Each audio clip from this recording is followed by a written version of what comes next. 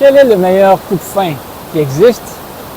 Mon nom est Jean-Pierre Deschênes, naturopathe et expert en modulation du stress et en intolérance alimentaire.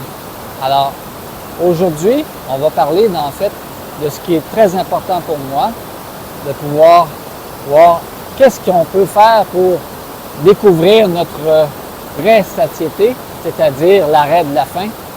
Alors, c'est vraiment ici l'outil de la pleine conscience.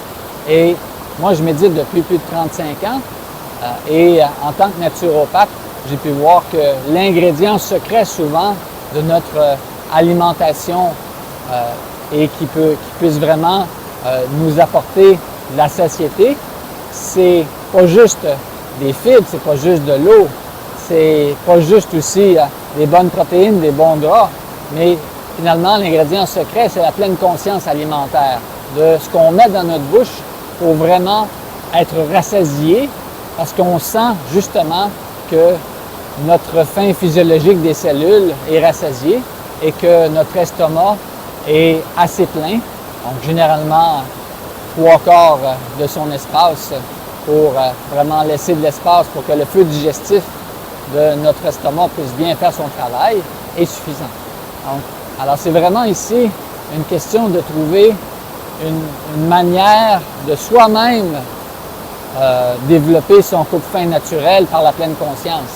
Donc, en observant comment est-ce que l'aliment vient finalement à goûter, à sentir, à aussi être beau dans une assiette quand on nous le présente.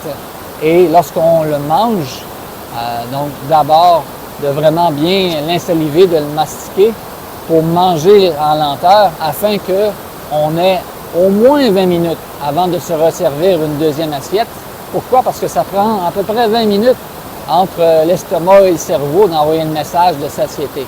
Donc, d'où l'importance justement aussi de manger en lenteur et en pleine conscience pour qu'on ait suffisamment le temps de sentir est-ce que nos cellules sont vraiment rassasiées ou est-ce qu'il y a une autre partie de nous qui a faim, comme par exemple une faim émotive du cœur ou une faim de la bouche à vouloir expérimenter des nouvelles sensations et saveurs et textures. Et ou est-ce que c'est la faim du mental qui pense ne pas en avoir assez et mange plus parce que par habitude.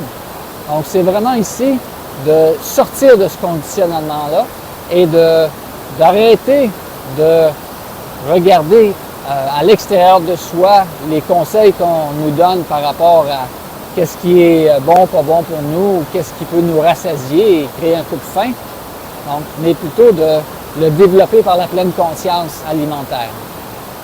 Si vous avez aimé cette vidéo, alors vous pouvez cliquer sur j'aime, vous pouvez également le partager aux gens et ensuite vous pouvez vous abonner à ma chaîne aussi et cliquer sur le lien en bas dans la description pour avoir plus d'informations pour un ventre en santé, donc plus d'outils concrets pour un ventre en santé et aussi une pleine conscience alimentaire.